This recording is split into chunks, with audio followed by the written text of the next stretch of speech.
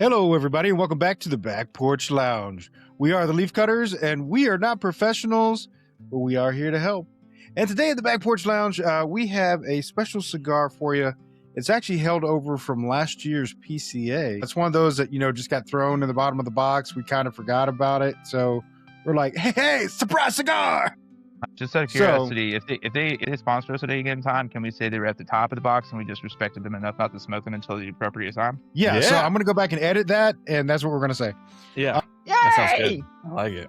But today, we are going to be, most of us are going to be smoking because Robert did not attend last year's PCA. He does not have an Adrian Magnus, but we're going to do the Adrian Magnus. We all have different ones for you. I have the Robusto 5-year. But since it's aged another year, it is the 6-year now. But back when I got it, it was a 5-year. So they come in these fancy boxes. They do come in fancy boxes. You got the whole unboxing experience. Yeah. I want to do the whole unboxing. That's what it looks like. It looks pretty pristine. Yeah, mine looks what do you got, Andy? in good shape. Pretty. I've got the Robusto 7-year. 7-year. Again, another whippersnapper cigar. It feels like I'm about to drop the bomb when it's my turn. No, I got it covered. Probably. How about you, Grim? I've got a cigar that was made in 1808. Dang. God damn. Yeah. That's when I started smoking. Yeah. Old man. Just a better year. That is what that means, though, right? Where it says the 1808, like that's the year it was made. I mean, I feel I don't like so. you can't dispute that even. It could be just 1808. It's a white fighter, right? I mean, again, Yeah, and it's impressive that they've been in business that long. I will be having the limited release Goss, Frightened of this thing that I've become. That's a great cigar. Robert, I really had expected a better option for you considering the quality of the cigar that we're prepared to smoke and all the hype around this particular Adrian Magnus. I would have expected you to at least get a Swisher. Dang. He just came to show us up, I think. I think he did. I really like that Goss cigar. Hey, I mean, I'm Robert, a fan of the man. I'm a fan of his blends. Robert. Good stuff. Robert. How about you, Zach? I have the Imperials, Adrian Magnus Imperials, years aged, 10 years aged, if you're reading the label. But mine is also 11 years old because it's from PCA last year. Robert. I think Grim had to say something to Robert. I want to be clear here. Goss is my best friend, and you can't take him away from me. So just showing off his fucking cigar during this podcast is not cool, man. My best friend. He loves you. That's totally fine. Goss has enough love for all of you. As long as you know. To enjoy it. And I have a yellow jacket that's hanging out with me. We won't make fun of you if you run away and scream like a little girl. Yellow jackets are terrifying and very pissed off sometimes. Well, hopefully this one's in a good mood. As we light up, Robert, do you have a question? I do. It's about the interesting term I learned at PCA this year. What is blowing out your palate, and how do you normally fix that? I feel like I need to say something. Okay. You see, when a man and a woman love each other very much.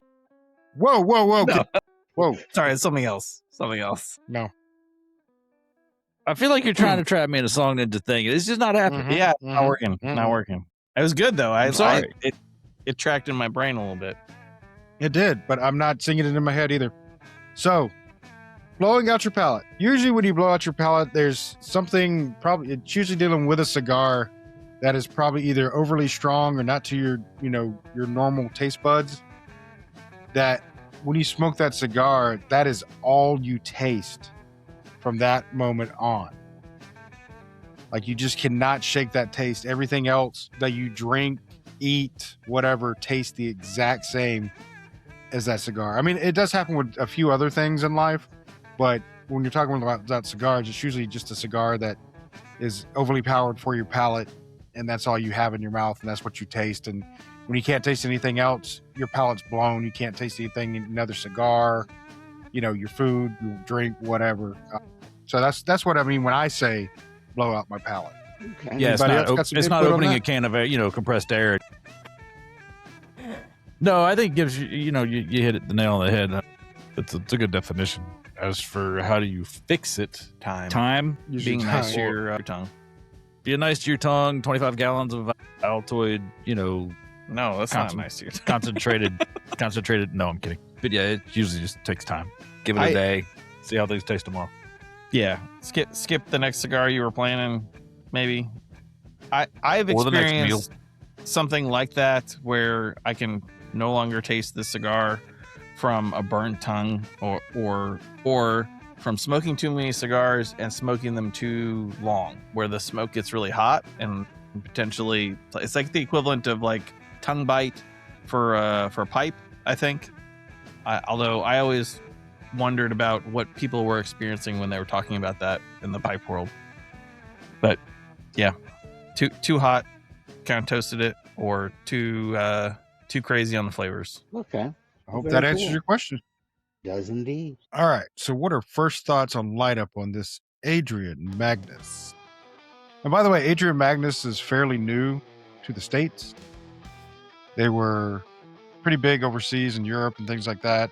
But I think their breakout year was last year in the States. So they're a fairly new brand for the States, but they've been around for a while.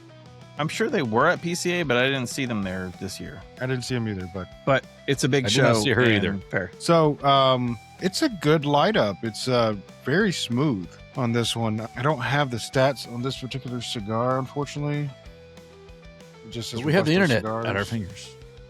I mean, I could look it up, but I don't want to be fair.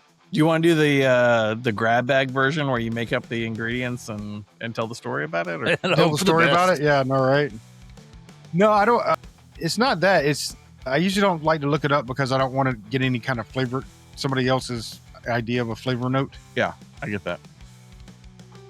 So, I mean, I guess I could look up and see what kind of wrapper it is because it definitely does look very Connecticut-ish. But, I mean, it could be a natural, it could be, but it really looks like a Connecticut.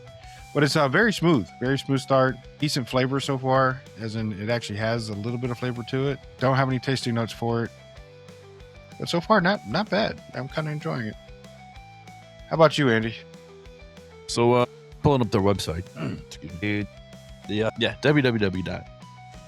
HTTP Ultra luxury cigar. / and then when you type it out, instead of hitting enter, hit Alt F4. It Yeah. will make it go faster. Totally faster. But I'm with you, Gibbs. It's got a really smooth kind of post light up flavor and feel to it. Not feeling a ton on the flavor, but I mean, and then again, I've barely lit the damn thing. So, Yeah. but so far it feels fairly smooth.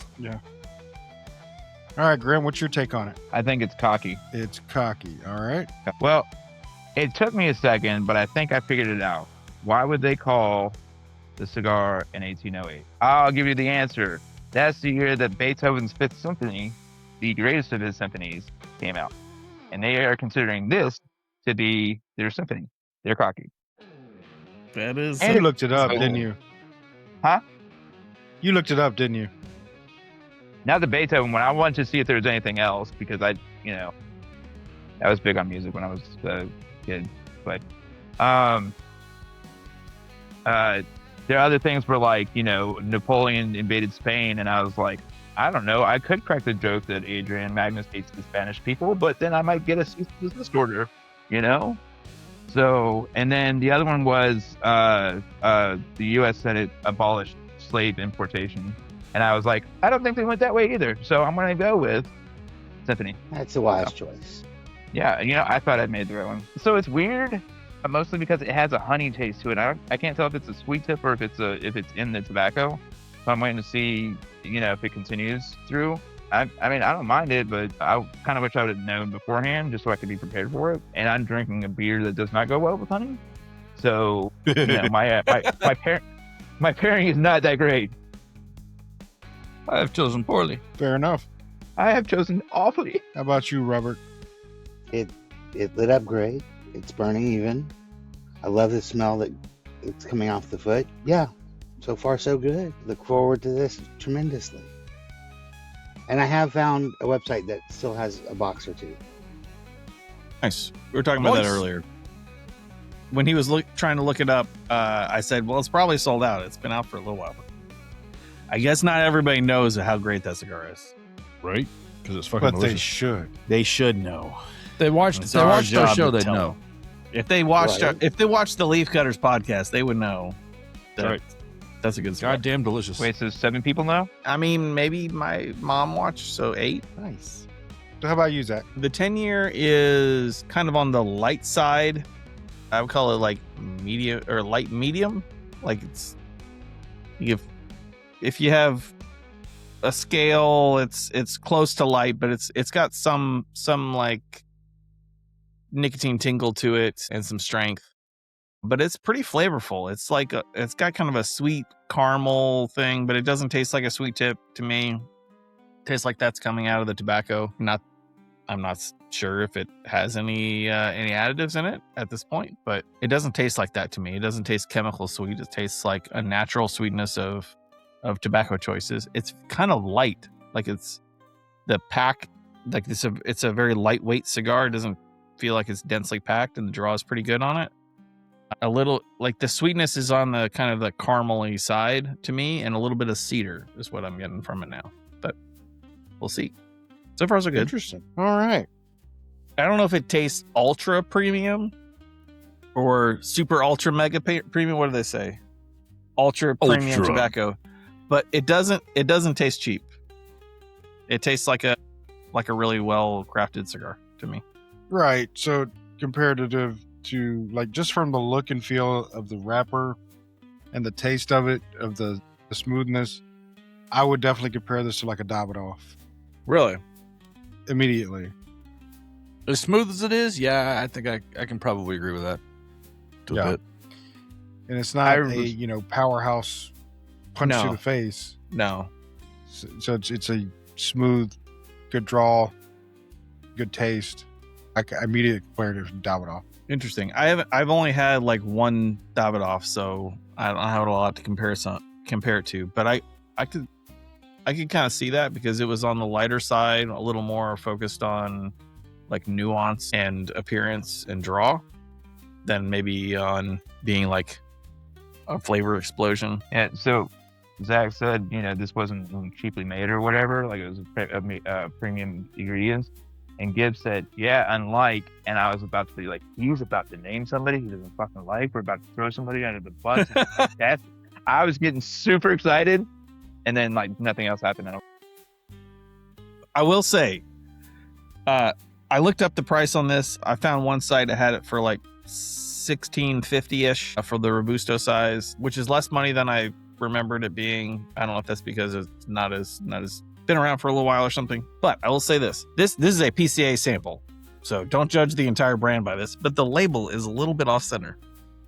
And for the cost, that's annoying as hell. I, as someone who received this cigar for free at PCA, I have no complaints about that. But Yeah, same. just I'm gonna print Just this come fine. label. I've been drinking too much. I would say this is smoother than the last Gurkha that I ever smoked. dang, comparing yours, like I'm enjoying mine. Is yours not enjoyable? As he exhales slowly. It's like butter. Well, is it a little too light for you? It's too smooth. We all got guts. So Yeah, I we feel like there's butter. something wrong.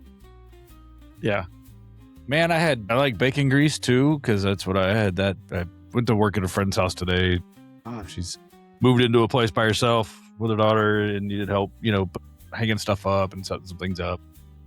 She offered to make Chris and I breakfast this morning, and so we went over and had bacon and eggs cooked in bacon grease, which was fucking delicious. One day I can say, you know what this cigar reminds me of? Bacon grease. And then I didn't buy the. That'll be the one that gives me a heart attack. I'm okay with that. I'll die happy. This reminds me of bacon grease. The entire I'm coming, Elizabeth, but instead of being like, So that being said, I'm comparing this to a Davidoff, and you're getting it at a lesser price point. Uh-huh. Yeah, does that make it like the I don't want to say poor man's Davidoff, but the budget friendly Davidoff? I don't have the good experience to tell you. Davidoff has like 500 different cigars. Their display at PCA It's huge. Like it was a huge display. Obviously, they're a giant company and they own lots of other companies. Yeah. But like the Davidoff line that they had in the display case, like in this beautiful humidor that they had there, it was, I don't know, there's like 200 different cigars there. You know, not in Vitolas and blends and stuff. But I'm like, I had no idea they had that many cigars. How many were good though? I don't know. I've only had one. Yeah, I've only had one too, but they priced me out. Like I don't want to spend that much on a cigar. Yeah, I about shit myself the other day at the. I went to the cigar shop and $67 for a single stick, and I was like, You can buy a that's what full I'm saying. price video Let's game for dive that. into that. "Oh, you want to dive into that?" Okay. Let's dive into that a little bit, because like we've been told in the past, you know, there's no magic leaf or anything like that. Everybody's rolling the same shit with the same shit. It's all the matter of how you process your tobacco and how you blend it and how you ferment it and how you take care of it and where it's grown in the soil and stuff like that separates it, you know, really.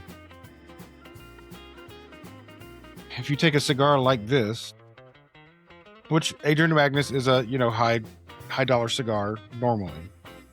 By their own right. Kinda, Ultra premium. It says it right there. right. There you go. Mm-hmm. Ultra. But if we're sitting here, like I said, if I'm sitting here comparing this to a Davidoff, which is same size Davidoff would probably be about $27. I mean, is that price point of ridiculousness of paying $20-something for a cigar worth it? Think, and this goes to a lot of different products. This doesn't just go to cigars. Right. Brand name has a price tag attached to it. Again, yeah, you're right.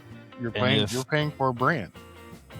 If you're a Davidoff guy, or you're a Cohiba guy, or you know, Fuente Opus X guy, you're willing, in most cases, you're going to be willing to drop that money on those products. But also, you got to think I'm about not. if you're at that price point, are you a daily smoker or no? Right. Because if you put that into the mix of being a daily smoker, you would have to be ultra rich to be doing something like that, versus you're only going to smoke those at special times, special events, things like that. No, I own the cigar shop and I smoke what I want when I want. All I'm saying is any cigar that I've seen that's Fair. been over like basically the $30 marker, I don't have any preference to it at it whatsoever. Like anybody that's like, man, I want an Opus X or anything like that, they're doing that because everybody said it was the high-end cigar. It's the cigar of cigars. You know, like it's popular. It's status. It's you know, it's shit like that. You know, but in the end run, like none of those cigars are special compared to the fucking, you know, the Diesel that I smoke, or especially the West Ham or the Patina, man. Like those guys are fucking phenomenal. And these cigars are $10. You know, why would I spend $40-50 on a singular cigar when I can get 5 of those and, you know, enjoy my fucking week? Well, Go ahead, Gibbs. I said the other side of that though is it is a higher quality. I'm not going to say it's not, right? You can tell it in the taste, you can tell it in the feel, you can tell it in the time they took to actually make a pristine cigar like this one. It doesn't have any lumps in it. If you look at it, there's very little veins in the wrapper. The presentation of it is very well laid out. It cut perfect. No problem. Hang on. You got me. Lump. No, She said hello in the parking lot. 10 points, motherfucker, without even trying. Then you got dropping Song Ninja like it's your Then I got- job. Yeah, I the got worst Graham part too, is so I that's was 20 about points. to do it. Yep. So was I. I just, you know 20 what? points, not even trying. But that's what I'm saying. You know, there Does is a that difference make in up- quality. But almost does makes that make for up a your difference in price? Yeah, in theory, quality has a price point. Right. But You know, in my cigar shopping, you know, if I usually buy cigars for myself. I mean, I generally, you know, if I have to buy cigars for somebody else, it's for a special occasion, or it's because Gibbs won't shut up about a specific thing that he wants to try and he's too Hebrew to spend it and buy it for himself. ain't no lie. I know you're not. But if I'm buying cigars for a special occasion, the birth of somebody else's kid, because thankfully all of us that are going to have kids on this podcast have had them. Zach, you've already told me you've opted out. I'll find something that they're going to recognize of quality. Yeah, you're going to give them a recommendation of something that you Yeah, am I going to recommend the neighbor who just had a baby? Yes, go get the Blackworks Killer Bee, because that's the first thing that comes to mind. It's not what I really wanted, but the Bishop's Blend or a Diesel Rage, because you're going to want that Rage later after that kid gets to be about 2. Save it for their teenage years. No, I'm going to go pick them up something that they're going to recognize as a high quality cigar because they're going to appreciate it more. I think some of that goes back to the conversation about the whole Fojibas. That's where I was going to go with it. Yeah, Southern has a line of Fojibas. They put out one. I think it was a purple band and an orange band, and they were around $40 a pop. Now, if you know me, I will smoke a Cohiba, but they are not even close to my favorite. So for $40, I'm not willing to try out that new blend. But that neighbor you're talking about that just had the baby, that West Tampa that I just said, or the patina or anything that we have, the aroma craft, I want them to enjoy the experience because they just had a kid.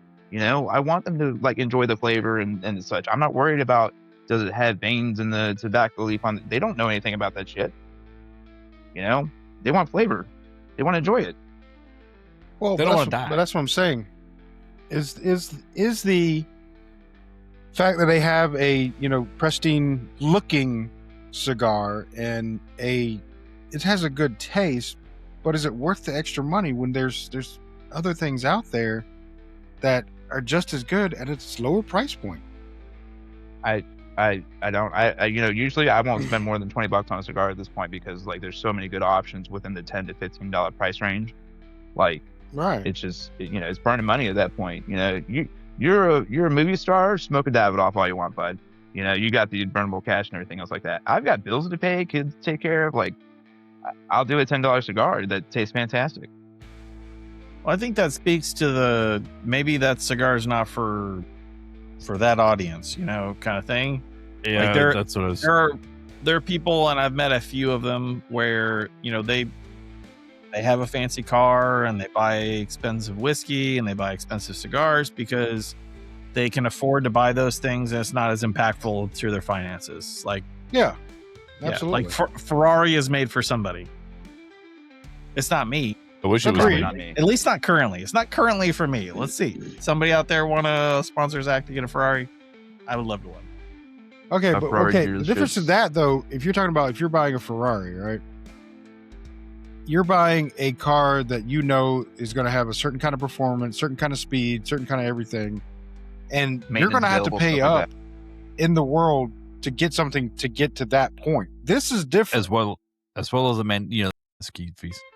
Yeah, I don't. Maintenance fees, everything. So this is different.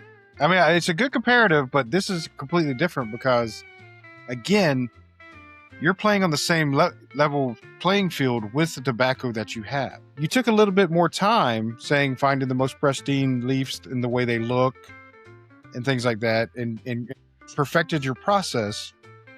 But again, you could find something at a lesser price that is pretty much the same. So as costs go, thinking about that as costs, they paid up for that tobacco. Sure. Yeah. Sure. Yeah. They may have got first choice of, the tobacco leaves at that time. They may grow it themselves, which means, it may have cost them, it probably would cost them less if they grew it themselves. But if they got it from somebody else, if they got first choice or anything like that, I see that just like a restaurant, you pay a little bit extra, you can get in there and get first choice of all the fresh vegetables and everything's first. I get that. So that could be it too. I don't know. I'm just throwing it out there to make you kind of think. When you're investing $30 into a cigar, do you really need to be investing that $30 in a cigar? I mean, unless you just want to have the name, which some people do. So I haven't looked at the entire line. This Robusto was $16 and some change on the site that I looked at. It was the first one I picked. because it's one that I was familiar with, and I don't think their prices are terrible, so it's probably average-ish. But that doesn't put this in that like, you know, Padron, Opus X, Davidoff range to me. That puts it actually like closer to like Dunbarton territory, or what's another good one? But you're going off price point. Yeah. I'm talking about price point. Like it's not that expensive. This is not a crazy expensive cigar. No. It does look and feel slightly luxury, and I don't know if that's presentation. I don't know if that's because the leaf on the outside looks fantastic. It's very smooth and buttery. That's why I'm comparing it to Davidoff, not because of the price point. Yeah, but see, I wouldn't compare it to Davidoff because my experience with Davidoff is not that great. You know, like I 40 some odd. Yeah, that's fine. That was just mediocre. Yeah. Well, okay. And that's fine. So, if I may, being the one that hasn't had as many cigars as you guys have, obviously, curiosity would drive me to the higher dollar cigars, the more premium cigars, one time. And if I liked it, then during celebratory times, I think I would go back to one. You know what I'm saying? Birth of a child. Yeah, okay. I would go back to one of those for that. Big birthday. Yeah, special occasion stuff. Special occasions. Yeah, okay. I'll have one then. But I think the thing that would drive me to it first would be curiosity. Never had a Padron. I'm curious. I've now had these, and curiosity is going to drive me to get one. I forget you're not smoking the same thing we're smoking, because part of me wants to go, all right, Robert, you've had a rare pink, right? Yes, and I would have another one in October and not have a problem with it. Would you buy one just because? I'm sorry, let me rephrase it. Would you buy 2 or 3 just because at their price point? I mean, I know, Gibbs, I know your answer. I will buy one just because it's kind of a tradition with me and Robert. Right. It's a great smoke. It's not worth the money, but because it's kind of a tradition now, I don't mind paying it once a year to have a special cigar. But $32 for that cigar is not worth it to me. It's just not.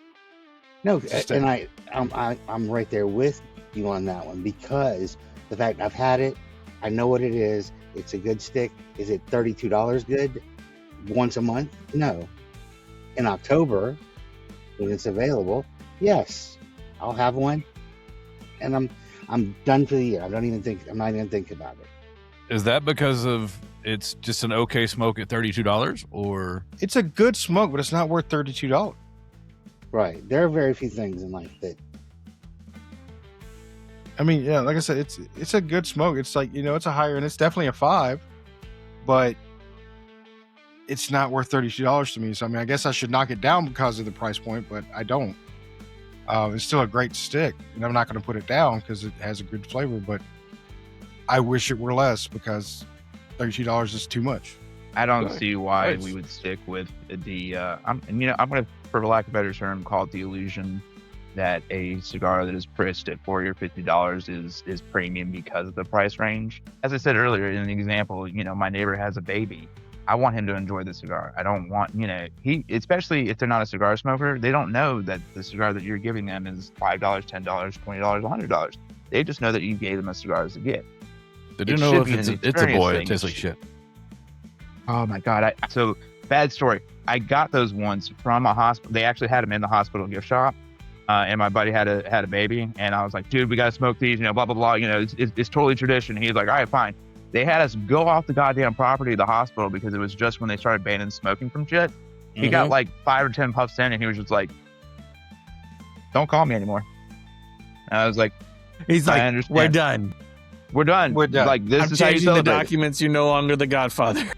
Yeah, yeah. They were Pretty much. originally naming the baby after me, and then I got there and they were like, no. So the kid's Nathaniel now. But anyway, so all I'm saying is it should be the experience, Like, I will track down cigars like we did yesterday with West Tampa's, man. I was so excited to find a Devil Crab and a Circle of Life Yeah. because we reviewed them super high. They were $12 a pop. You know, if Where'd I'd have you gotten a go? Davidoff, I They would went have to had a Smokies. questionable experience where I could have had 4 West Tampa's. Sorry. Well, I mean, and that's why I bring it up, because it's just food for thought. You know, it's like there's a lot of cigars out there that are just ridiculously priced, and there's so many things out there that are similar to it that are way less expensive. Yeah, Way less I- and usually better. There's no magic leaf, but It's there sometimes is better. Yeah. there is money in making the cigar look and feel the way that it does. Right, and that's For what I'm sure. saying. Not necessarily There smoke is- the way you that can it tell does. it- But, look and feel have a lot to do with the way people will perceive. So yeah, like I- because even Davidoff with their wrappers, you wouldn't even see veins. It is almost like a piece of butcher paper that they put over their cigars. It is so fucking smooth. Yeah. You know? it's brushed busher paper. Exactly. been- It's brushed butcher paper. I get that there's a higher quality to it, and there's a higher, but it's not necessarily an elevated experience for me. I can But see that. That may be just me. I see what you're saying, and I agree with you. But like I was saying before, I don't think the product is for us. I think It's definitely I not. think if you are like, I've done this a few times, like you go buy a bottle of whiskey and you're like, I want to get something kind of special. I go up a price point to do that. I hear about a special barrel pick for the store, and I get a little excited about that, and that makes the experience a little more special, a little more memorable. And that isn't always the case for the price of the thing, but sometimes you can kind of like spend a little extra to make it more memorable because you've made your brain value it higher. I think smoking a cigar that is good at $7 is still good, and a cigar at $16.50 whatever is this. Like, I'm enjoying the cigar. I think it's pretty good. Yeah, it's good. It's All right, speaking of cigars. Yeah. Some of us are way over the halfway point. this But cigar is a lot of smoking us are- quite quickly. Yeah. Yeah, mine quickly? too. Quite Dude, Quite we're only, quickly? we're only 40 minutes into this. We're almost done. All right. You're So- English. Your English is not Your English is well. good. Yeah. You speak with words. We're You try it stupid. sometime. It's You're hard. stupid. All right. So so far I'm enjoying it. It's a very smooth smoke. It's definitely medium body. The construction on it's really good, and I mean, because there's no burn issues whatsoever. It looks pristine. It does feel like ultra premium tobacco. As far as look and feel and things like that, it does have that going for it. And even like I said on the cut, there's no frayed edges. The tobacco is perfectly even. You can tell that there's a little bit more to it, right, than just a regular cigar. But right now, I'm enjoying it. It's a pretty good cigar. How about you, Andy? Yeah, it's a medium cigar. I don't feel like there's a whole lot of flavor nuance though. Yeah. But yeah, the construction's great. It's smooth. That's all I got to say about that. And I think that's what they're aiming for with these. Honestly, I think it's like the executive cigar, Yeah, if that makes sense. and I'm trying really You know, hard not to smoke it fast because Yeah, it feels like an executive cigar the first cigar where of the day. you would have a nice business meeting, break these out, and have a discussion over them. But it's not gonna blow your palate out. It's not gonna be overpowering. It's gonna make you look good. It's gonna make you look good. I mean, it's having to work really hard for me to look good, so I'm not gonna blame. But it it's for doing a that. great job. It's doing a great job. Thanks. Yeah, man. Hey, All right. Yeah. how you doing? We'll talk later. Yeah, baby. How about you, Grim?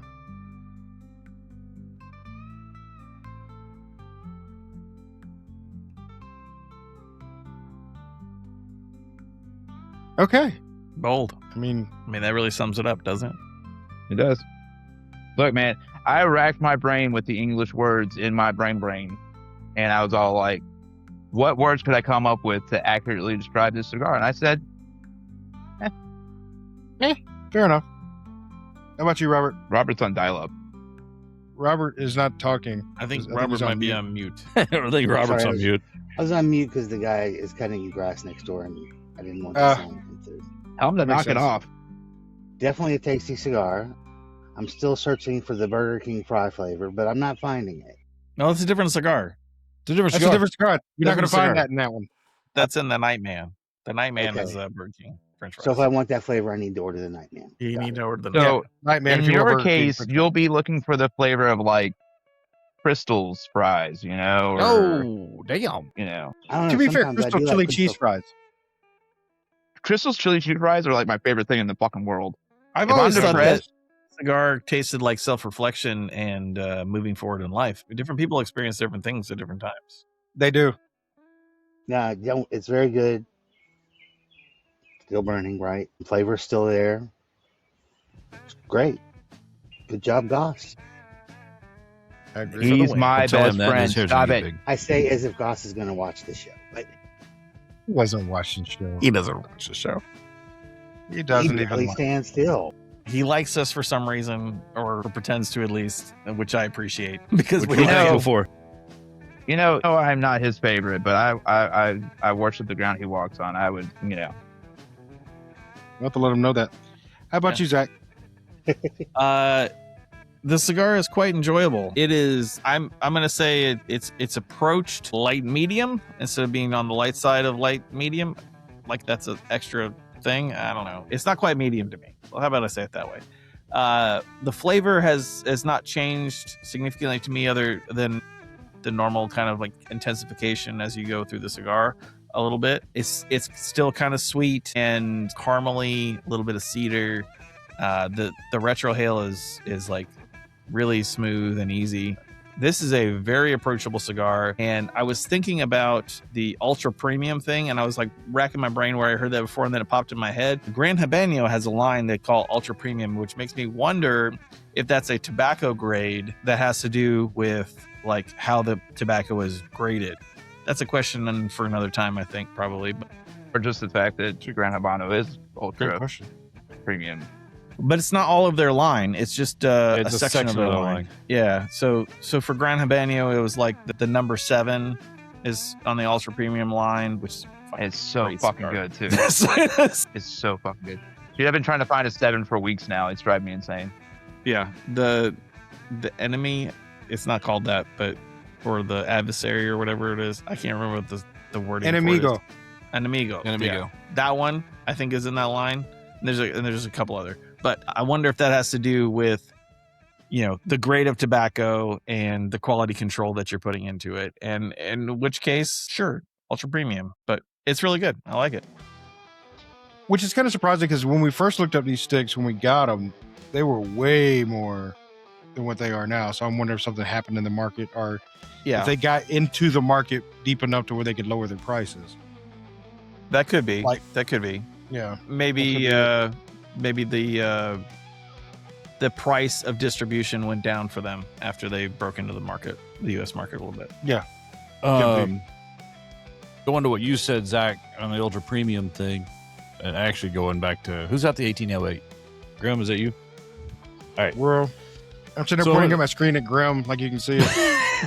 He's over there. That guy over there. He's I over wasn't there. gonna Right say there. anything. I wasn't gonna say anything. That's all right. I'll call my dumb self out. You know, it's all right. I did it too. I just went. So the way that they break down, their website and their lines, they have classic, premium, ultra premium, LE infused, and they sell humidors as well. The 1808 is actually an infused cigar. Really? Yep, because it's fucking honey all the way through. And the ultra premiums, of course, mine doesn't fall under ultra premium, but I know the Supremos, like the one I've got, falls under premium. But it's still, it's still smoking like butter. If your premium's this good, Right. I can see Yeah, where the it's- ultra it's premium smooth as is hell. just good for butter. Well, and I mean, Yeah, if, it's like a this cigar. cigar is aged 10 years and Gibbs is what, 7, 5, and you got a 7, okay. So that's a lot of time in the warehouse. Like that's one of the things that really adds to the cost of things like whiskey and is time for storage, because you have Oh, to for pay sure. to like control that storage for that period of time and have the property to do it, that's a factor for sure. This was on their property for 222 years. It's sat next. It's like it's been in that jar of honey for barrel for that long. Yeah. Can you think of the shit that this cigar has seen if it was actually that long? We got to the moon. Civil War happened. World War I, World War II, and shit like Electricity, TV, that. Yeah. rails. Flight. It's seen a lot of shit. Marilyn Monroe, and even darker, Sharon Tate. Wow, that was dark. Sorry.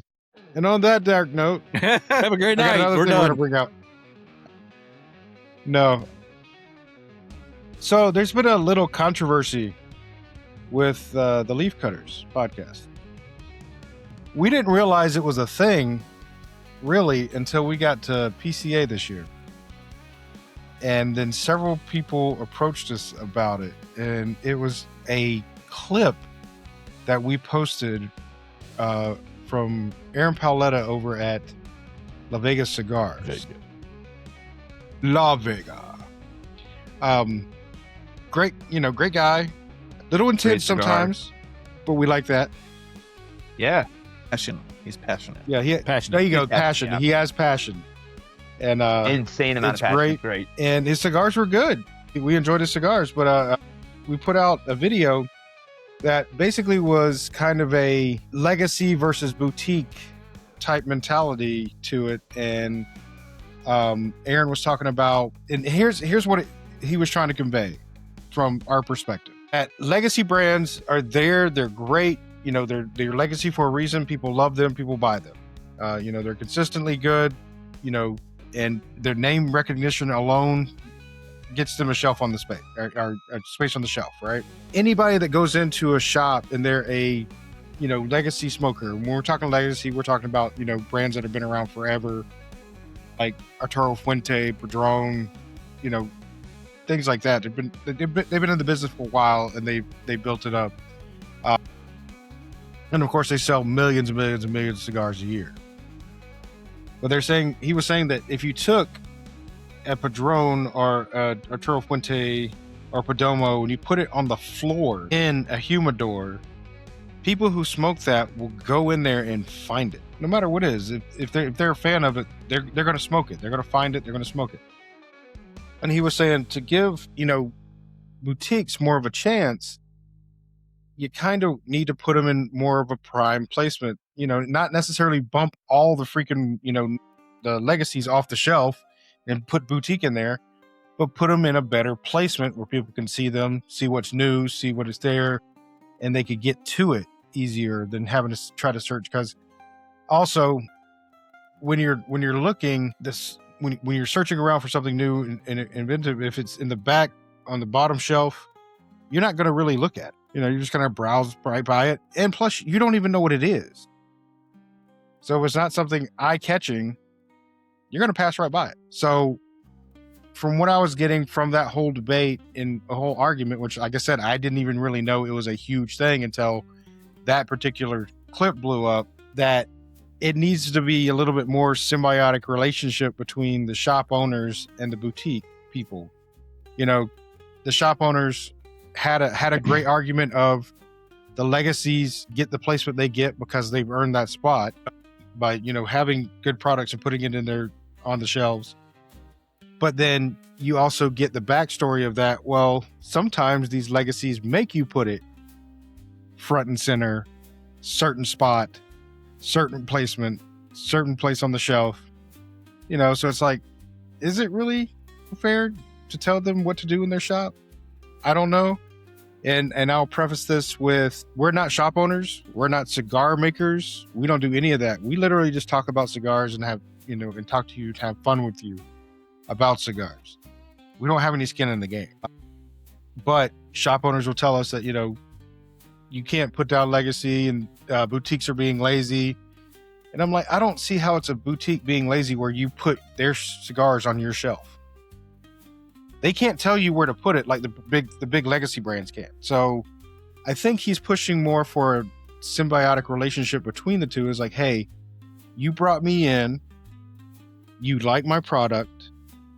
Why wouldn't you want to set it up for the best and kind of put it somewhere people can see it, and maybe you say something about it. It's like if somebody comes in and says, "Hey, what's new?" Why don't you say, "Hey, try this"? Right. I think. But there's been all kinds of debate spawned off about that. Yeah. Well, I We do I have think skin in the game now. Legacy obviously has some advantages that boutique doesn't, Mhm. and that's exposure and education, because they have resources. They have more reps. They have more people that are going into the shops and talking about their stuff, and doing events and that sort of thing. And they can pay for advertising and all the marketing part of the industry. But I also think a lot of and make good products. I mean, I'm a huge Padron fan, but I just don't smoke it that often because it's expensive. Like the one I want is usually $22 to $30. 25. Yeah, Stupid anniversary. and the 1964 anniversary Mhm. natural. I love that Mhm. cigar so much. It's so good. Me too. It's delicious. Yes. But that's my special occasion cigar. I don't buy those all the time. And I don't know. I don't even know if they're worth it. They're just special to me, which makes them worth it to me, kind of thing. I think that one of the potential struggles with promoting a boutique brand is education. And, because they don't have the coverage and the representation of all those reps, dedicated or brokers like Goss. They don't have that many people to go into each store and have an event on that night. So it's more challenging. That said, most of the time that I go to a store, I'm looking for a boutique brand. Like, I'm not looking for Padron all the time because I know that they have them, and like I'm going to buy them when I buy that Padron. But the store that I go to the most in the area has Black Label Blackworks, and they have West Tampa, and they have Oscar, and they have Asylum, and a bunch of smaller, maybe not small, but smaller companies that I really enjoy their products. So I don't know what the right answer to that is. I don't know. I think symbiotic relationship, like you're saying, makes more sense than just like putting it on the bottom shelf. But education is a challenge. It's hard. It really is.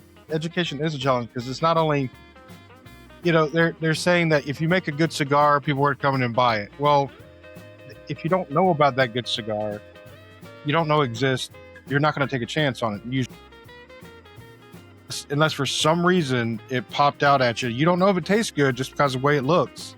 Let's be fair, you don't. But unless it popped out at you for some reason, that's the only way you'll catch it in a humidor. So a lot of the times it's basically teaching, say, even the shop owners. A lot of times the people that are running the shop, they know nothing about the cigars whatsoever. For so sure. you have even less of a chance of learning about something when you go in there and be like, "Hey, what do you recommend?" I don't know. People buy the popular stuff. They buy the Padron over there. I've been in shops where the person who works there doesn't know anything about cigars. They're just there because they also sell cigarettes, and it's a job. They're not tobacconists. They're not interested in the craft involved.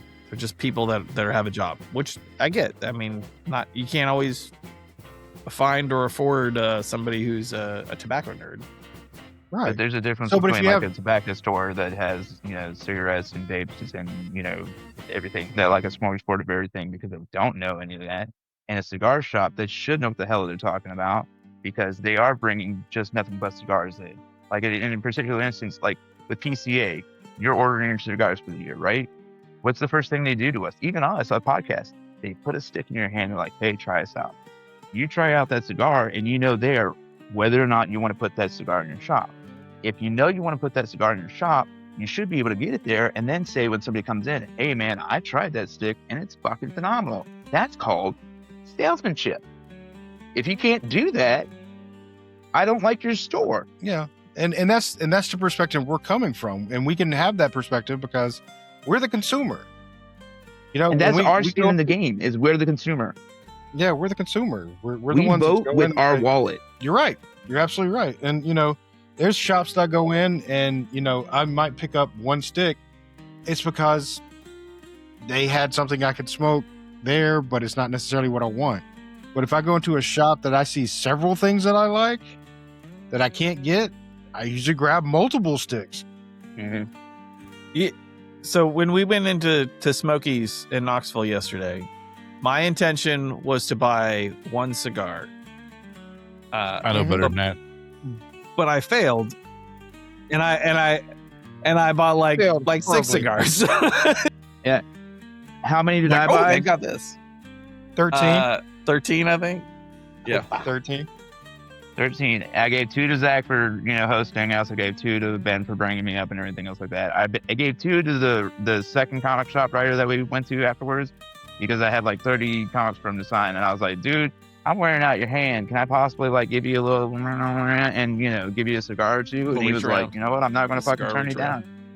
Yeah, exactly. Like it was an appreciation thing, but in the end run, I got a bunch of sticks like West Tampa and the such that we don't have in this area because they're not as widely carried. And the sad thing is, we have mentioned these brands in our area, and we still can't get them. Can't get them.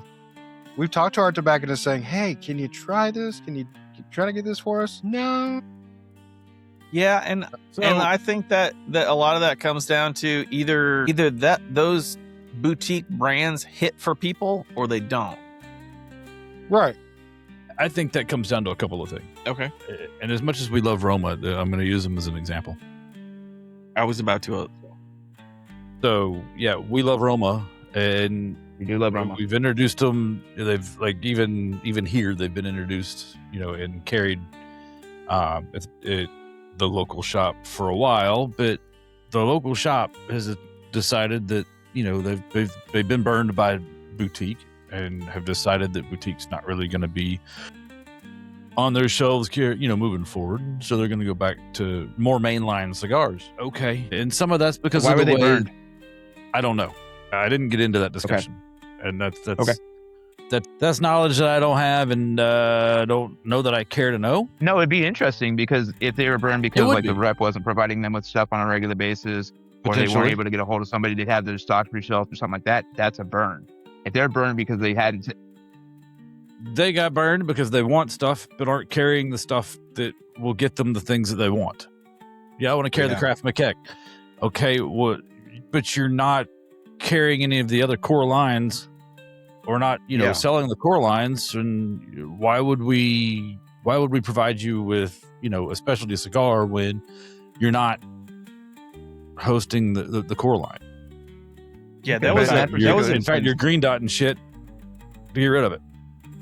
right. But That that's was an the entire eye point. opener at the last PCA for me. Was the amount of Big time. like tiers for buying cigar that there were. You can buy a couple boxes of cigars from almost anybody, but you'll only have access to a certain set of those cigars.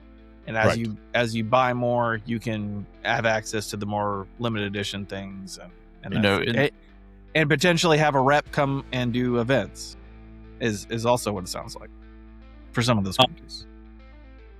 But the way that Roma does their billing, and I think this is where, in some cases other shops get more picky about what they carry. They don't do net 20, they don't do net 30, whatever. You're paying up front for your cigars, and you're gonna get what you ordered when you pay for it. But as for placement in a shop, so I don't go into the big Mansfield store very often. But Zach, you've been in there. Yeah. I like that there shop, used to by the way. be. I like that shop. It's a great shop. It's actually got a really nice lounge. They have a nice bar. It's super good to hang out at. It's super comfy to hang out with. People there. But when you go to that shop and you walk in the humidor, if you walk in from the storefront, it's a 2-section humidor. It looks like originally it was like 2 sets of offices, and they just kind of threw a doorway in the middle so that you could walk through it. You know, it used to be wrapped around with cigars on shelves. Well, they started carrying Davidoff. And so Davidoff said, here's our display case. You're going to put this somewhere. And damned if it's not, as you walk in that front door, it's the first thing you see. Like, they removed a whole shelving unit worth of cigars just to host Davidoff. Because you have to. Davidoff does not get displayed in anything other than their stuff. Right. And back to what I said earlier, I'm not paying $67 a stick for a fucking cigar. Now, and I talked to go ahead. I say to Davidoff's effect, or to their defense, and don't tell me that I'm shitting on Davidoff, because I'm not. I like Davidoff cigars. I like the way they taste. I like the way they look. They are a fancy cigar. They're just not my everyday smoke. They're definitely a special event type cigar for me, and I'll pay up a little bit. But in their defense, Smoke one at my funeral. They have. I was smoking crack at your funeral. They finally gotten under the $20 price point with some of their cigars, which I was pleasantly surprised to see. Now, yes, they are very small compared to the other cigars, but they have gotten under that price point. So if you want to get in and try it, you can now, and it's at a decent price point. Though. It may be a hook, or maybe it's an opportunity, to get in there and actually try it, just to see what all the hype is about, and maybe see if you want to pay that extra, couple of bucks to get the more expensive one. Yeah. So they're trying, and they're working with, people like us who smoke more on a regular basis, that don't want to spend $26 on one stick, to get in there and try it. That's the way I look at it, but I could be wrong. But yeah, I get it. They pay for, you want to carry, your shop owner wants to carry X cigars, X, here's the list. Some of those companies are going to tell you, this is what you're going to face. This is what this is going to look like. You're going to put these here. You're going to put these in our, in our display case, and you have to make room for that. True. And here's what MSRP is, markup, whatever. We're not going to talk Keystone pricing on this call. Yep, we'll just get sick. Yeah. It's quickly depressing. Google it. We're not allowed to say any prices, but damn. Well, because we're not shop owners, and because we're not, we're industry, and we're going to respect we are considered part of the industry. We're going to respect that. But yeah, I mean, the fact that I'm going to miss out on boutique cigars that I enjoy, like Roma, that hurts. It hurts. And Patina, because I'd love for those brands to get in the door. I'm not going to get those. But like even Mo was saying when we were talking to him at the show, biggest thing for him, and the only thing that's really, really doing well for him, is word of mouth via podcasts and things like that, and people getting it in front of them to see it, to get name recognition.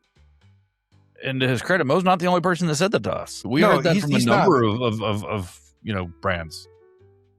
But he's a good example, because when we went by Patina's booth, every time it had somebody in it. He was talking to somebody. Left and right. Yeah, he was selling left and right. He was doing great. Literally, when we were able to get into his booth, he was like, finally, I can get a goddamn break and have some lunch. Right. And we were like, yes, eat, man. Take us as an opportunity to take a break, shoot the shit with us. And he did. And then he sat there and shot the shit with us and had a good time. We hung out with him for a little bit, and then up walks the customer and says, hey, I heard your cigars are good. Yeah, and we got the fuck out. Because we were like, sell that shit, buddy. Because they're leaf cutter approved. Leaf cutter approved. They're definitely leaf cutter approved.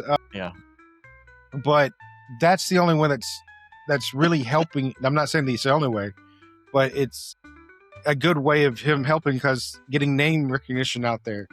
Because he doesn't have the budget for, massive ads and stuff for his cigars. And neither of these upper companies, all the boutiques, they don't have money for massive ads and cigars, and, getting their, unfortunately, name in Cigar Aficionado and things like that.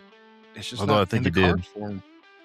I think he did. I think the Oro de Nicaragua made it. Yeah, I think he's been rated by Cigar Aficionado, and I didn't realize that. And cool. Cigar Snob and Coop and everything have done things. Half Wheel have done stuff for him, and that's helping him.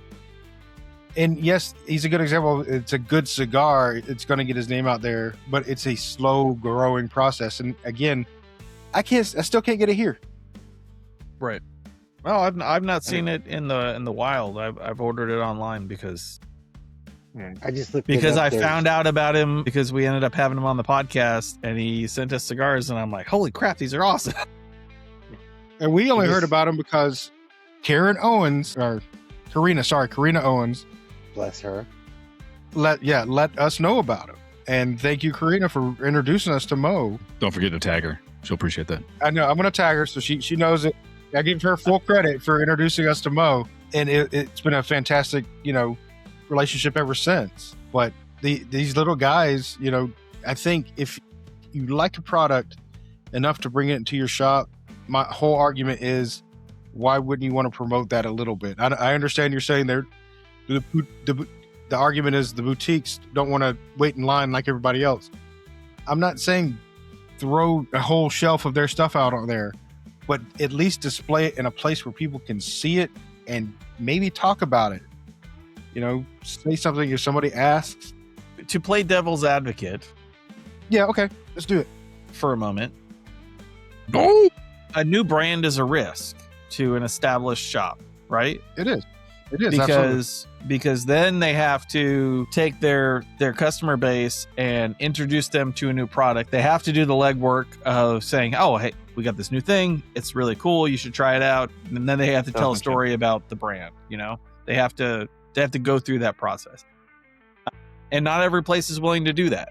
It's not everybody is comfortable selling a product. Some people are there to run the cash register, and that's okay. That's part of for sure. of a business. So I'm think- not expecting everybody to be like a brilliant storyteller with great people skills in it. And anytime you walk in, you're just like ready to buy the newest cigar. Right. Like, that doesn't Well- sound reasonable. So, in talking with, let me go back to that.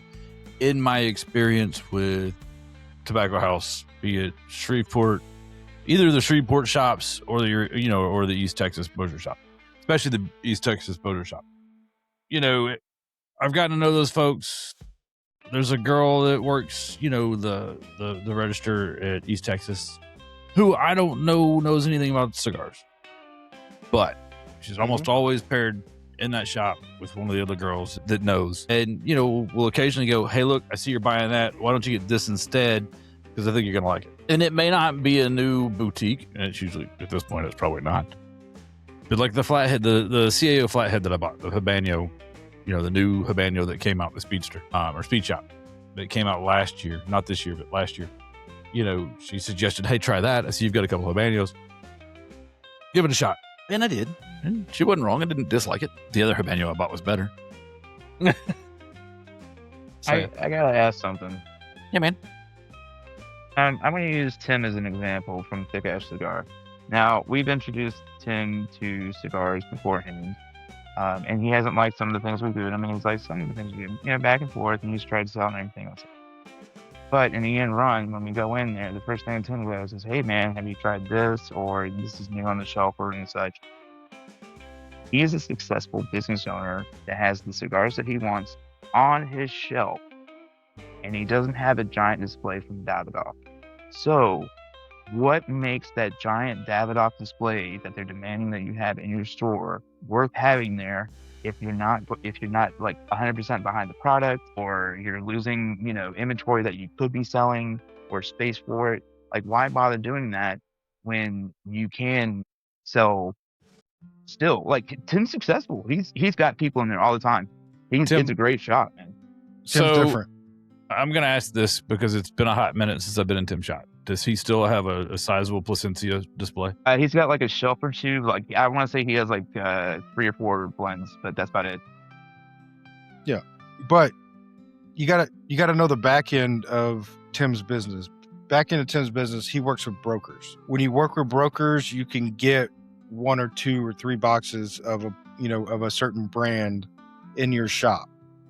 If you want to be a Davidoff store or a Perdomo store or a Arturo Fuentes store, you have to carry so much volume. Yeah. To get You want to that become sticker a on named your lounge. window, or you have to have. Why would you though? There's discounts. There's discounts. I was gonna say there's discounts involved with that. First of At all. certain levels, you get more discounts on the cigars, so they end up being cheaper, and you end up with more volume of that brand. So Yeah. But That's the part of the markup incentive. value on like a boutique cigar, and I'm just using boutique at this point. You could say almost any of the ones that don't require a display or anything else like that. A markup on a boutique cigar is on average, according to AI, about 300%. You know, like it's a huge markup. You make more off of a boutique cigar than you do most of these other ones. So why Maybe. would you give that giant amount of space to somebody that you're not making as much off of per cigar, and you're not as enthusiastic about promoting? Name recognition. yeah, I mean, I think it. Tim I does really it think a without lot it. of that comes back down to name recognition. That's sad.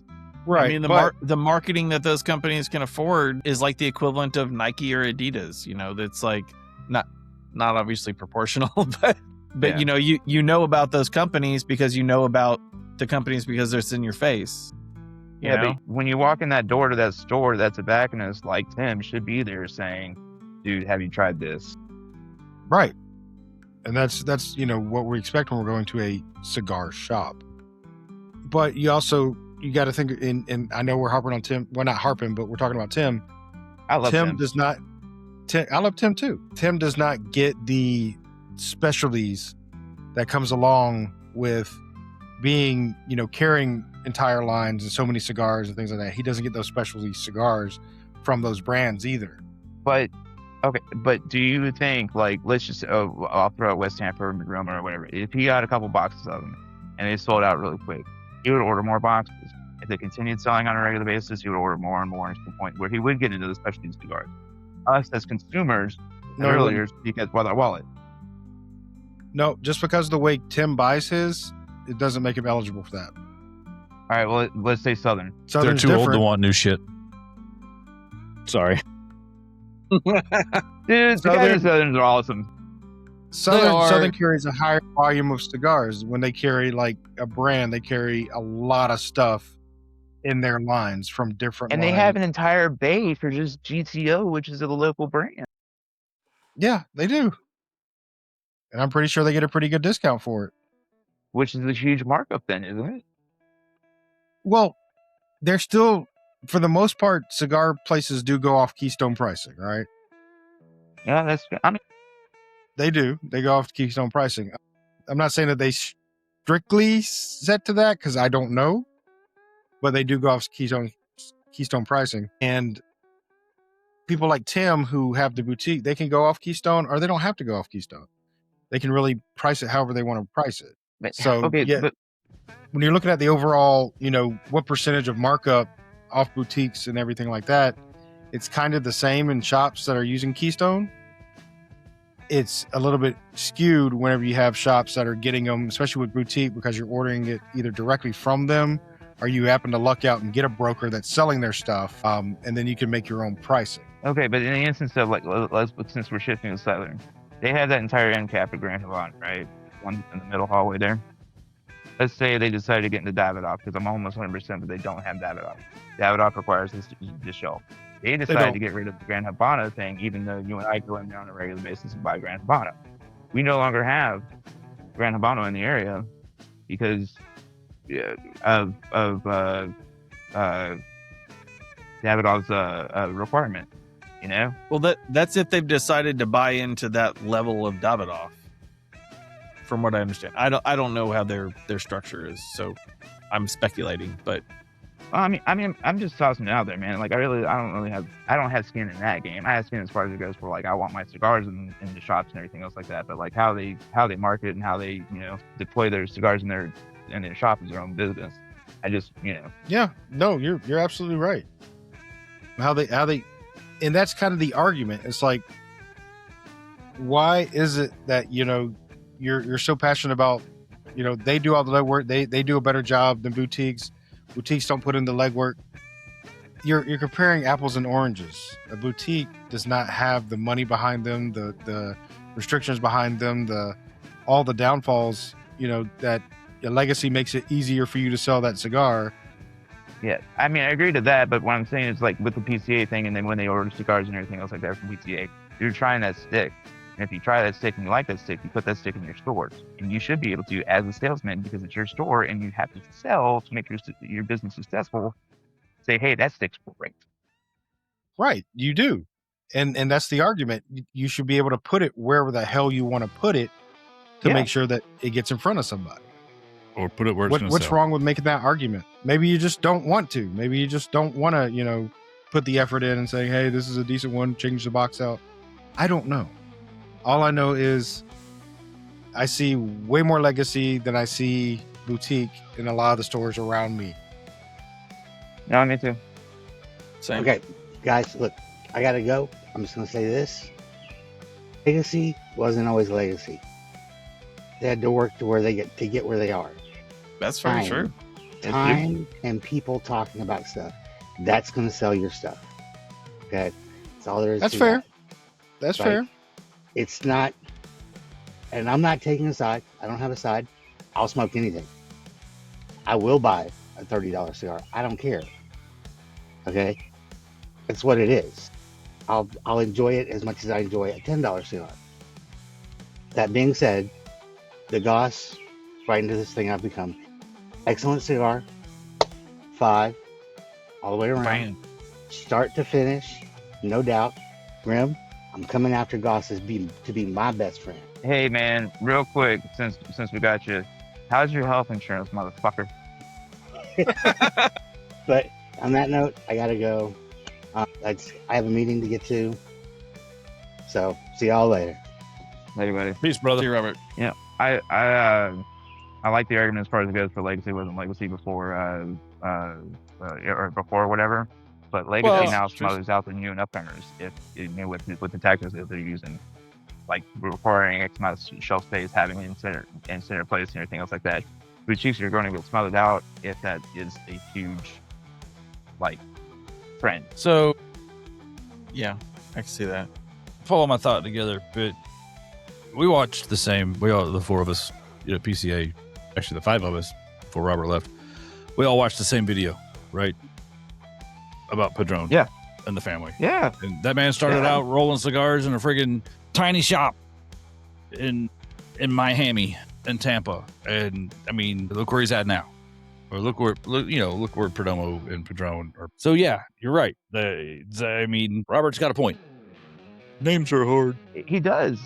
And they have made their way into the business because they're good at what they do. They are fantastic. Padron, I've shit on Davidoff so far. I realize that, but they're there for a fucking reason, man. They did the work. They did everything, man. That's good for them. But I don't want that to be at the cost of the people that could be legacy in 50 years because I can't smoke them now. Good point. All right. And another argument that was on that one video clip was, people like us who are looking for boutique. We're looking for something different. We still smoke legacies. I'm not arguing that fact. We still do. Oh, I because totally do too. we know if we want a certain taste or something, we know we can go pick up that Perdomo off the shelf. And I know what that sucker's going to taste like. And that's what the taste I want right then and there. And I'm gonna have flashbacks to when we were in our 20s, sitting in the fucking parking lot of PPT and smoking those Perdomos and Fuentes and everything else like that, and talking big shit. Like, those are good. Andy does not agree with you. I could not afford that shit at that point. Thank you very I was much. about to say, Andy, you were smoking iguanas and you were smoking Thompsons. And I occasionally, thought you were gonna say it we'd wasn't have some good times, and I was like, I agree Camachos. with that too, though. So No, the good time was had. That's no argument there. Good time was had. Sure but, as shit it wasn't definitely smoking wasn't those Fuentes and Perdomos, though. cigars. No, I, those are still specialty cigars. I got that one set of Thompsons from you, and then somebody was like, It was, And then, It was Gibbs. it was Gibbs. I wasn't gonna throw him under the bus. Was I will. not me. Not me, motherfucker. I did not force fucking Thompson on you. We did once. You gotta admit it. We did it once. We did it once. But yeah, we're looking for that different thing. So I feel, and what I see is the market shift. I kind of agree with Aaron in that aspect where the market's kind of shifting more boutique. It's a slow grow. I'm not saying they're taking over just think right slow grow. now, but I think think- it is a slow grow because it's something different and people are looking for that different thing. Just like the craft beer thing that's blown up. I was Everybody's about looking to, for that. I was different about to make craft that. beer. I was Yeah. about to make that connection. You've got your craft beer smokers your craft beer drinkers that have, proliferated the beer market per se, and have gotten, the beer and wine shops to start carrying craft beer, or you've got more pop-up, craft beer breweries, and they're doing well. And those guys are starting to smoke cigars and are starting to look for things that aren't legacy, just like us. We look for boutique cigars, but we're also occasionally going to go back and have a Coors Light, or we're not always going to Says drink you. peanut butter and jelly IPAs. God, that's a delicious fucking beer. That's not an IPA. That would be really weird if it was. That would be, I'm sorry, but It sounds like more of a stout beer. That's what that sounds like. it wasn't a stout. It was an ale. It's a sour beer. It's a So sour. It's Sour, its own okay. category. I can see most a of the sour, time. But I mean, we're gonna go. We're gonna look for the craft beers. Yeah, even though we're still gonna go back and occasionally drink a Guinness, because Guinness has been around for 1,000 years, or 100 years, a couple hundred years. I don't know. Don't fact check that. Don't fact check any of this. When it comes to years, don't fact check that shit. So it's totally it's gonna grow, and I think you're gonna see with some work, boutique brands that are meant to stick around and that really gain popularity are gonna become legacy, and it's just gonna take time. And we're in that special spot, though, I think, where we heard a number of times throughout PCA is that as podcasters and social media, what we do is important, and getting the name of a lot of these boutiques out is important. While I realize that some of the next shows that we've got lined up are more legacy, but I think it's important to have them on too, and talk about their stuff. Just like I feel like it's just as important to drink classic, Budweiser and Guinness as it is to go and get the new sour mash that whoever's releasing. So, it's all good. Yeah. It just goes back to that. I think it's more of a request of a symbiotic relationship between the shops and the boutiques to kind of help each other. I mean, I know they're saying they're not putting in the legwork, but they're doing the best they can. And, but I'm not a seller. That you may have just a drive-by salesman that, hey, I dropped off a box here. I'm not going to talk to you forever. Call me when you're ready to And order. Maybe, yeah, call me when you're ready to order. I don't think that's a great business model, being a small person or a small boutique. But if you're doing that, maybe that's what has a sour taste in their mouth about boutique. I don't know. Would you But go to a Best Buy and go to the TV section and have some kid walk up to you and say, "Are you looking at these?" And be like, "Yeah, man, I'm really interested. I don't know what to mention." That guy be like, "Me either." Like, that's an awkward situation at that point, because then you're just like, well, why are you talking to me? Like, give me somebody that knows what to talk about. It's the same thing going into a cigar shop. You go in and they're like, I don't know anything about these cigars. Like, oh, what are you doing? What's going on? yeah, why'd you bring them in if you don't know anything about them? Yeah, and that's the key. They 'Cause put Gilbert the told me product, to. like, they had to give money to get that product into their store. That means they had, at some point in time, faith in that product. They had to hopefully at least tried it, or gotten a good enough brochure that said, hey, put this in front of your fucking register that says, hey, smoke our shit, or whatever the case may be. But if you're not going to sell it, then yeah, you're going to have trouble with that boutique. They're going to be like, wow, you only sold 2 boxes of our cigars, we got other people to deal with. Yeah. Maybe. And yeah, maybe if you're pushing a boutique a little bit more that you like, maybe you won't have that. Well, it didn't sell, so I don't carry it no more. Okay, a different example, and I'm going to put a lesson to it. We can go through historically and say, these are the cigars we like. If we had our own store, if we had a Leaf Cutters cigar shop, we have on record what's good, what's not, that they can just look at and say, hey man, this is a great cigar. We have a database. We have something that says we recommend it. You're right, but I also think that if to make a good business decision, we're going to carry some of those legacy brands.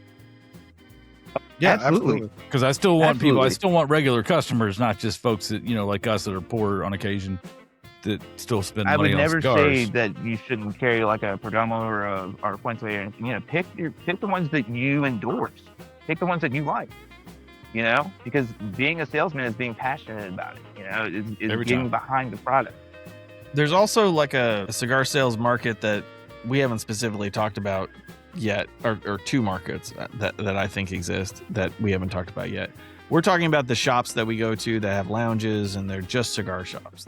Like that's 99% of their business. They might sell beer in a cooler or something like that. But there's also bars that have started to carry cigars, and they're selling drinks. Cigars are an afterthought. They want the most profit margin out of the cigar. So they don't care about you being the repeat customer. They care about you being there ordering drinks. And Ordering then there's drinks and dropping $20 on a Fuente. and dropping $20 on a Fuente. And then there's the cigar of opportunity in a liquor store / tobacco store thing, where they're not a cigar shop. They just have a small humidor that's maybe curated by a shop, or it's curated by a broker or whoever runs someone, the shop. Yeah, or someone who runs the shop, and maybe it's the brand that they like. Maybe it's just that.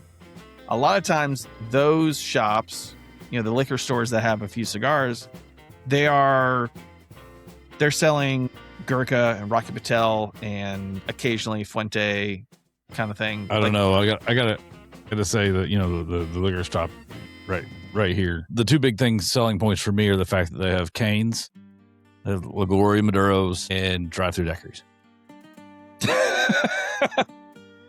You mean I can drink this in the car? No, you can't. It's illegal. Oh. I'm still going to do it. It's drive-through, man. Come on, that's what's Dude, going on. brother, the piece of tape with the straw, under it, is totally there to keep you from drinking that all the way home. It's unbreakable until it reaches your Unbreakable house. until it reaches your house. Yeah, But Just they're like releases. opportunistic upsells is what they are. That's not their primary business. You're in there for something else, and you go, oh man, cigars. That would be really cool for this evening that we're already planning to, drink whiskey and Okay. And get shit faced. whatever. So Might as well smoke in cigar. that scenario, for those, I'm going to use my Best Buy reference as far as it goes for like watching a TV. Would you go into like a Walmart or a Target, somebody that sells 50,000 fucking different things, and expect somebody to tell you specifically about that TV or that, I don't go into a liquor store, and I like the restaurant we went to yesterday. They had cigars. They had 3 different types. She couldn't tell me anything about them. I knew because I'm a cigar enthusiast, but I wouldn't really trust her opinion anyways, because they're about beer and food. Right, but I've only talked to one person about cigars at the place you're talking about, but I didn't expect them to know anything about the cigars, so I didn't ask for a recommendation. I just asked how much they cost. Yeah. But that's one. And was excited that I It's could smoke one out in the beer garden. Right. Like you said, it's an add-on. It's an add-on sale. It's an Shelf upsell for people that when you drink, you want to smoke. It's been happening for ever since alcohol and tobacco have been together. Like peanut butter and jelly. So It's the and peanut alcohol. butter and jelly. So just like going into a liquor store, you're getting a bottle of whiskey or whatever. You look over at that cigar and you're like, you know what? I could smoke a fucking cigar with this. I got tonight, it. I gotta admit, I go to liquor store here just because they have nubs and La Gloria Maduros for $7 a piece. It's cheap. We had one that That had goes back to my diesel. our previous episode where you can find good prices in places like that. Yeah, the diesel that I was talking about, $9, and it was a Gordo, and I was like, Yeah. man, Not bad. But I know we could probably talk about this for another hour, but I have no more cigar. I'm out of cigar. I've been I out was of cigar out for a 40 while. minutes ago. Yeah. So let's rate it. So for It mine, doesn't smell good anymore. the Millennium Age 5-year Adrian Magnus was a good cigar. Had a good taste to it. I like the flavor of it. I mean, it wasn't a bold flavor, punchy in the face flavor. It was a very mellow flavor. Did have like a little bit of sweetness on the back, on the very end, about the last third. A little bit of, I want to say almost honey like taste to it, or caramel, or maybe caramel a little bit, in there. Is enjoyable, held together well, looked really good, looked pristine. I didn't have to touch it up once. It burned consistent the entire time. So my rating on it is probably going to be around a 4.5. Just because I do think there could have been a little bit more there. Flavor-wise, like I said, it's a good flavor. but I think it could have been a little bit punched up, just a hair, and I would have been happy. But there, 4.5. How about you, Andy? I smoked mine down to the nub. I mean, well past the nub. It was smooth. You're right. It was smooth the whole way through. All the way through. Maintained kind of a medium, almost probably right at medium. I wouldn't even say medium plus or medium, light medium, but right at medium all the way through. I kind of wish there had been some progression in flavor throughout. That would have been positive. So, that and I don't remember what the price point is. I didn't look it up because, I'll go with Zach's math. Zach's math works. Well, I mean, originally, if I remember right, when we got these cigars, we were talking being like $40 a stick. I thought they were like $40. Yeah, I they just were. looked it up on a site, and this one was not that expensive. It was more expensive than I probably would have expected, but not crazy. But that being said, it was still an enjoyable experience. You're right. It was smooth as butter. I mean, it was a pristine looking cigar. It was beautiful. I just oh my God, it was just beautiful. Smelled it. It was delicious. But I mean, outside of that, it was an enjoyable experience. The cigar was good. We'll give it I'll give the 7-year aged a 4.25. Okay. There's not anything else really to compare it to. I mean, I don't know that I compare it to a Davidoff. Well, I compared mine to the Davidoff just because of the way it looked and the style of it. Yeah. And that's why it's the closest thing I could see just visually. Now, taste, it was different. I do want another cigar right now. I got shit to do, sadly. So the Adrian Magnus Imperials, aged 10 years, was really enjoyable. It's a different cigar than I've had lately. It was, I'm gonna call it medium minus because you use medium plus, and it's like that. It's not quite medium for me, but it was on the sweeter side and creamier side than I was expecting, and I haven't had something like that recently. I've been having peppery and robust and more intense cigars. So it was a nice change of pace and very enjoyable. The retro was just phenomenal. This would be a great cigar for a gift for somebody who doesn't smoke cigars very often. I think that would, and it's not going to break the bank. It's at the price point that I saw it at. I don't know what they cost other places. They might be more or less other places. It was a very beautiful cigar. The wrapper looked fantastic, even for being a year old and surviving PCA and jumbling around in a backpack and stuff like that over New Orleans. I'm trying to really like nail down my rating. I think 4.5 is like the right rating for it for me, and I would potentially pick one up. I don't know any local stores that carry it at the moment, but I also haven't looked for Adrian Magnus because I'd never had. This is my first Adrian Magnus, so I would I'd try one again. Well, that bears the rule of PCA. The goal of PCA is, hey, get going back to what Grim said. Here's a stick, try it. And So we what would have you done rate that. He did 4.5 is Okay. I missed that. Yeah, I'm yeah. sorry. I almost want to rate it higher, but it's not my flavor profile. Like it's a good cigar, and I think that someone who likes like milder cigars this would be like the right increase in flavor, because it is really kind of caramely and sweet, but without being like a sweet tip or something like that. And I didn't get any flavor changes that were, unique or interesting, but it was good the whole way through and zero problems. And it went from no touch-ups with the lighter. It went from being the smoke was perfect to being 500,000 degrees. Yeah, right there at the end. Like right there at the end. Like this is how far I got. Right there. Yeah, that's about the time it went. It went from nice, cool smoke to 500,000 degrees. I was afraid it was going to melt through my hand and then through my lap and into the floor and straight into the center of the earth. Nice. But it went out, so we're safe. Like a drop lightsaber. Oh, God. So now Grim is back. He can bestow his rating upon us of his. Bestow his knowledge of the Adrian. 2. No, I'm just joking. Dang. No, sorry. My kid tried to set fire to the house. It's fantastic. My kid. Yes. Coweta County system education. Anyways, Anyways, it is more like a 3.75 for me. The honey was consistent all the way through, which kind of killed my beer. Which, if I'd have known it was honey, I would not have gotten that beer. Just for like statistical analysis and data gathering, what beer did you drink? Yingling. Yingling. Okay. Not a honey friendly beer. It is not, and that's actually possibly why they have a 3.75. Like, if I'd have paired it with something else, it might have made it to a 4. But with the smoke output was okay, but it didn't have much flavor to it. It just had this light taste of honey to it, and like it wasn't enough for me to be like, wow, I'm enjoying the cigar. And then it basically exploded in my hand towards the end, as far as it goes. For like the wrapper came unbound, and it was mush, and so like construction was not really that great. Burned evenly though, so it just, as I said, I'm not huge on infused cigars. Like, as long as I prepare for them with a good pairing, like if I know what it is beforehand, I usually do okay. But in this particular instance, I kind of got ambushed, and the score's kind of suffering for it. Valid. All right. That's fair. And So on you that you note- paired orange juice with your Toothpaste. toothpaste. Exactly.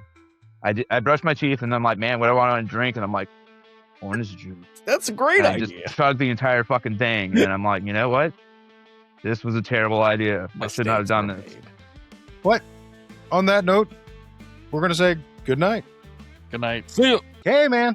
Hey, buddy. Thanks for the care packages. That Oh, no problem, man. Those are some good smokes. I had to share them. the tea tastes a little weird though. Tea? Yeah, the pack you sent, the Bovita. You used a Bovita pack as a tea bag? Yeah, why? It's not tea, dude. Seriously? Am I gonna die? You're probably not going to die because Bovita uses purified water, natural salts, food grade gelatin. But it's for your cigars, not for you, buddy. Oh? If you would have read the pack, it says two-way humidity control I for don't know what I your mean. cigars. Well, two-way humidity control means that if there's too much humidity in your humidor, then it'll take some out. If there's not enough, it'll put some in, creating the perfect homeostasis for your cigars to get that perfect result. Well, almost perfect result. You can't help the cigar. Bovita has nothing to do with the cigar itself. But That's the fair point. It'll keep it in good shape to smoke. Hey. And if you would have read it and stopped putting everything in your freaking mouth, you might not have enough stomach at the end of the day. I don't do that. Dude, you ate a crayon in front of me. I told you I thought it was a Tootsie Roll. Bovita, the leading provider of humidification products to show the love your cigars need. It's not tea.